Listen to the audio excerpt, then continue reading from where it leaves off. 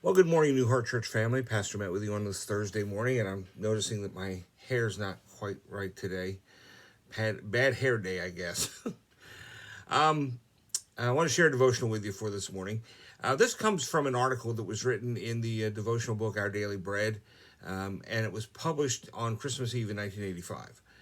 It says this: in the early 19th century, a war-weary world was anxiously watching the march of the Emperor Napoleon. But while he was doing that, babies were being born across the world in Europe and in America. Somewhere between the battles of Trafalgar and Waterloo, the following people were born in 1809. William E. Gladstone was born in Liverpool. Alfred Lord Tennyson was born in Somersby, England. Oliver Wendell Holmes was born in Boston, Massachusetts. Felix Mendelssohn was born in Hamburg, Germany. And Abraham Lincoln was born in Hodgenville, Kentucky. The people who were watching the world were more occupied with battles, not babies. Yet, over 200 years later, is there the slightest doubt about who has made the greater contribution to history, those battles or those babies?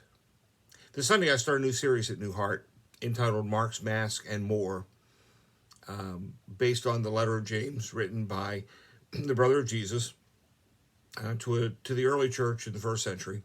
I will be starting at the beginning of the letter, don't panic. But I thought today what I would do is share a devotional from some stuff at the end of the letter, which I might not address the same way when I get there, depending on how the other stuff goes. It doesn't look that way at this point that I'm moving in that kind of a direction. But nobody knew how influential those babies would be in 1809. Who could know how they would influence the course of history? What is it that marks a person of great influence? James is concerned about a great many things that he sees as problems in the growing and developing church, not the least of which is the power of influence, which he discusses in chapter 3. He begins by warning everyone that we are all to be accountable for the kind of impressions that we leave with people. Winston Churchill also recognized this when he wrote, "One mark of a great man is the power of making lasting impressions upon the people whom he meets." James describes the person who can make a positive and lasting impression in verse 13. He says, "Who is wise and understanding among you? Let him show it by his good life, by deeds done in humility that comes from wisdom." True wisdom is distinguished from intellectual cleverness. Genuine wisdom leads to a good life that is demonstrated by good deeds. For James, this is an individual with spiritual and moral insight. His or her life is an attraction for God.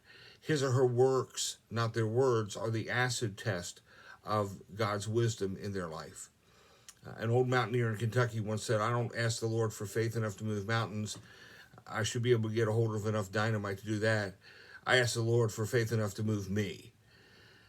You and I could be influential people by living the life of faith. You and I could be wise people by showing God's wisdom, how we live a godly life. That's not the conventional wisdom of today. Joe Bailey, many years ago, who was the general president of the Baptist General Conference, shortly before he died, wrote this. He said, "The church is becoming increasingly more worldly. Parents in church want their kids to make more money than they did or succeed in business instead of becoming missionaries or ministers."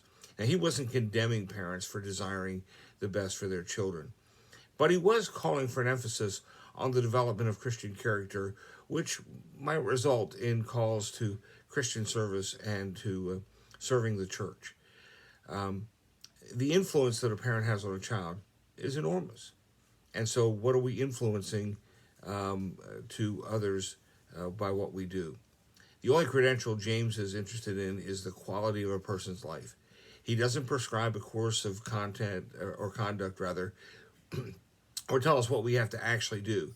He describes the people we ought to be no matter what we do. He points out that the dominant characteristics of an influential life are basically, in short, humility, patience, and faith. He contrasts two types of wisdoms, two types of living and influencing people. And those contrasting lifestyles are relevant to each of us.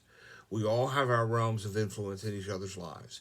You are an influence in your home, in your office, in school, wherever you spend your time.